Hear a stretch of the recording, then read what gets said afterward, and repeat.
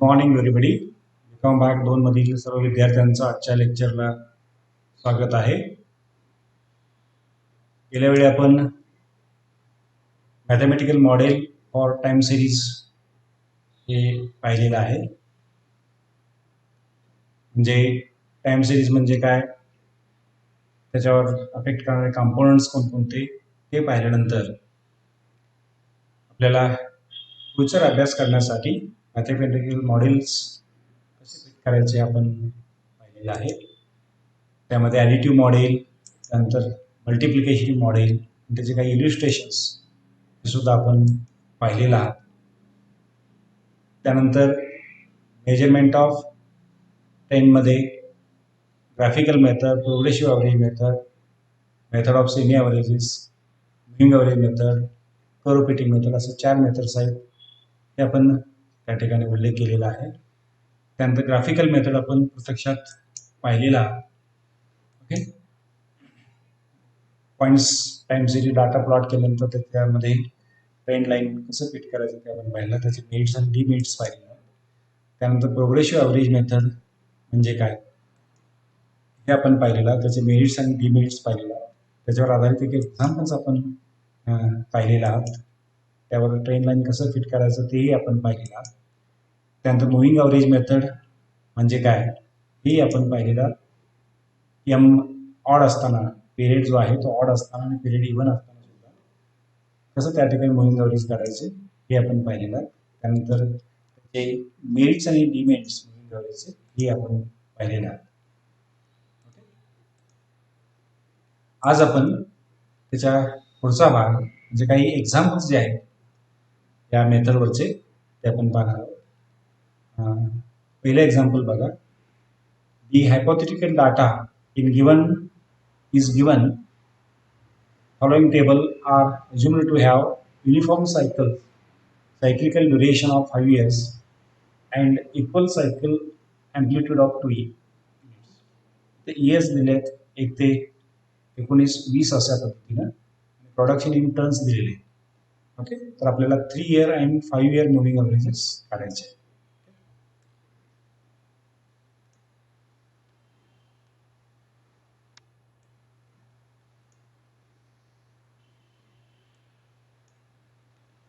त्यानंतर इथं बघा सोल्युशन. इयर्स इथं 1 ते 20 मांडलेले आहेत. प्रोडक्शन जे दिलेले ते इथं मांडलेले आहेत. 3 year मुव्हिंग टोटल्स काढलेले आहेत. म्हणजे 2, 3 आणि 1 यांची बेरीज बघायचं आहे. 3 year मुव्हिंग ॲव्हरेज म्हणजे याला डिवाइडेड बाय 3, 6/3 अशा पद्धतीने हे 3 year मुव्हिंग ॲव्हरेजेस आहे. तसंच हे 5 year मुव्हिंग टोटल्स आहेत. हा 12 कसा आलं, 2 अधिक 3 अधिक 1 अधिक 4 अधिक 2 म्हणजे 12 आहे. 12/3 किती, 5 म्हणजे 2.4 अशा पद्धतीने 5 year मुव्हिंग टोटल्स काढलेले. मग आपण ग्राफ काढलेले आहेत. ॲक्च्युअल डाटा, 3 year मुव्हिंग ॲव्हरेजेस आणि 5 year मुव्हिंग ॲव्हरेजेस हे या ठिकाणी प्लॉट केलं की ग्राफ अशा पद्धतीने येतात. पुढचं एक्झाम्पल बघा. Calculate 5 yearly moving averages and plot trend values and actual values on the same graph. Years आहेत आणि प्रोडक्शन आहे. इयर्स 95 to 2004 पर्यंत आहेत आणि प्रोडक्शन 335, 327, 351 अशा पद्धतीने लास्ट 428. सोल्युशन याचं करत असताना इयर्स एका कॉलममध्ये मांडलेले आहेत. ओके, नंतर प्रोडक्शन इथं दिलेलं आहे. 5 yearly मुव्हिंग ॲव्हरेजेस काढायचं. त्यामुळे सुरुवातीला 5 yearly मुव्हिंग टोटल काढा. त्यानंतर या प्रत्येक टोटलला 5 ने डिव्हाइड केलं की हे 5 yearly मुव्हिंग ॲव्हरेजेस. ते ग्राफ पेपरवरती ॲक्च्युअल व्हॅल्यूज आणि ट्रेंड व्हॅल्यूज प्लॉट केला की डॉटेड आहे ते प्रोडक्शन आहे, ॲक्च्युअल व्हॅल्यूज आहे आणि ही लाईन जी दिसते ती 5 yearly moving average trend line आहे. पुढचं एक्झाम्पल बघा. From the data given below construct 4 yearly moving averages. Data year आणि प्रोडक्शन्स आहे. इयर 1990 to 2002 पर्यंत आहे आणि प्रोडक्शन 124, 135, 131 असं लास्ट 189, 184. आता the period of moving average is 4 which is given. Hence we need to compute centered moving averages. तर years इथं मानून घेतलेले आहेत, प्रोडक्शन इथं मानून घेतलेले आहे. आता 4 yearly मुव्हिंग टोटल करून घ्या. ओके, आता इथं एम जो आहे तो पिरियड जो आहे तो इव्हन आहे, त्यामुळे तुम्हाला सेंट्रल मुव्हिंग ॲव्हरेज करायला पाहिजे. तर 4 इयरली मुव्हिंग टोटल बघा, पहिल्या 4 व्हॅल्यूची बेरीज करून इथं दिलेली आहे. तशाच पद्धतीने सर्व बेरजा इथं आहे. डिवायडेड बाय 4 केला की तुम्हाला ह्या 4 इयरली मुव्हिंग ॲव्हरेजेस मिळतात. नंतर मग काय करायचं, सेंट्रल मुव्हिंग ॲव्हरेज म्हणजे ह्या दोघांची बेरीज करून डिवायडेड बाय 2 करा. अशा पद्धतीने सक्सेसिव्ह दोन दोनच्या बेरीज त्याला 2 डिवाइड करा, तुम्हाला या ठिकाणी सेंट्रल मुव्हिंग ॲव्हरेज या ठिकाणी मिळतात. नंतर मग ऍक्च्युअल व्हॅल्यूज आणि ट्रेंड व्हॅल्यूज ग्राफ प्लॉट केला तर डॉटेड जी लाईन आहे ती ऍक्च्युअल व्हॅल्यूची आहे आणि लाईन जो आहे तो तुम्हाला 4 इयरली सेंट्रल. पुढचं एक्झाम्पल बघा, calculate the trend values for the following data using progressive average method. ते इयर्स आहेत 1991 टू 1997 अशा पद्धतीने प्रोडक्शन आहेत. त्यानंतर सोल्युशन बघा, इयर्स जे आहेत इथं अगोदर मानून घेतलेले आहेत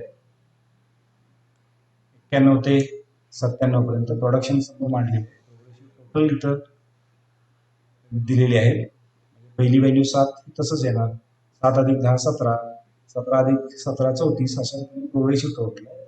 आणि डिवायडेड बाय पहिली ही टोटल एकाचीच आहे, त्यामुळे 1 ने डिवाइड केला, 17ला 2 न, 34ला 3 न, अशा पद्धतीने प्रोग्रेसिव्ह आहे. आणि मग ऍक्च्युअल व्हॅल्यूज आणि ट्रेंड व्हॅल्यू ग्राफ प्लॉट केला तर या ठिकाणी अशा पद्धतीचे ग्राफ. नंतर linear trend bye least square method.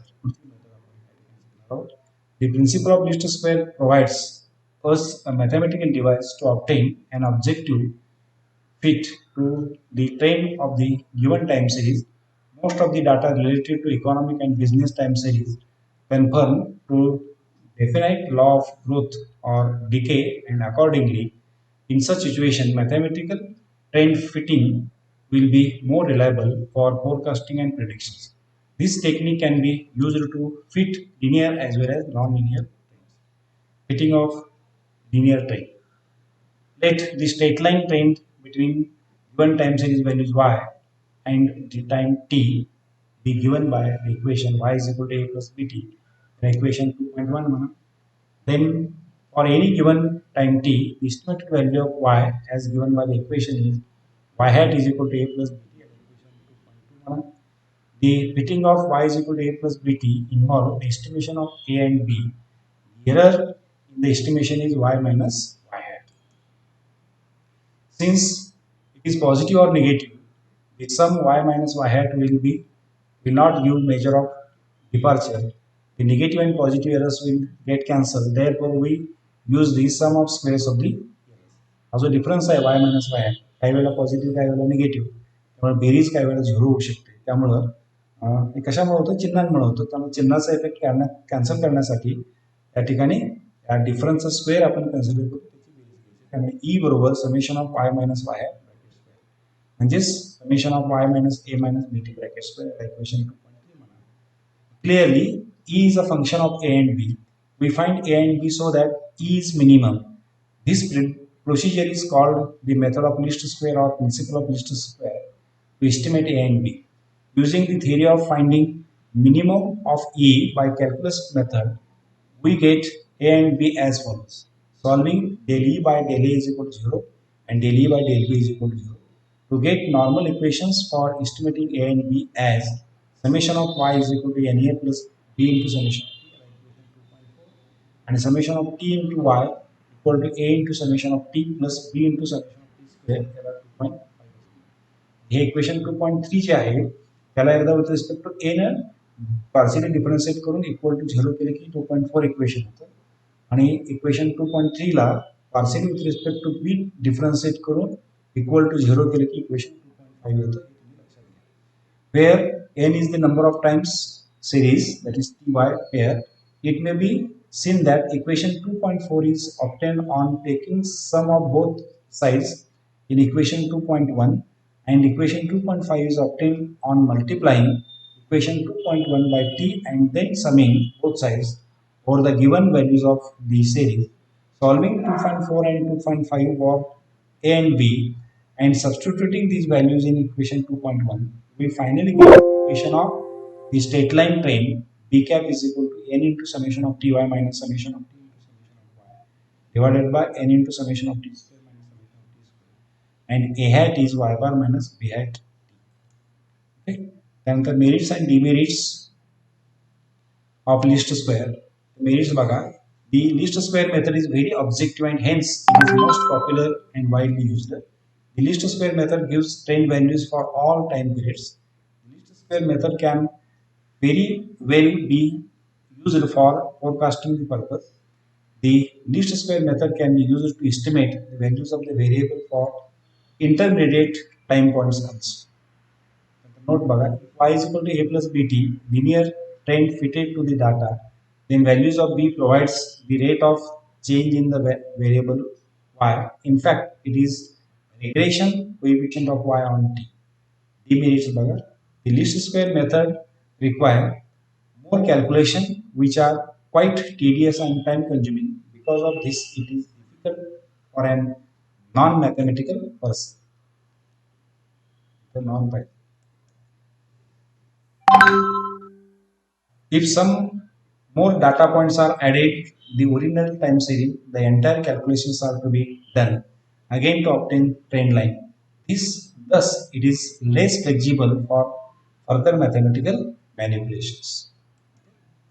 Example बघा, India's imports 1990 to 1996 are as given below. In 100 crores of rupees, year 1990 to 1996 दिले. एकशे 24.5, 135.5 आणि last 208. Fit a trend line by least space.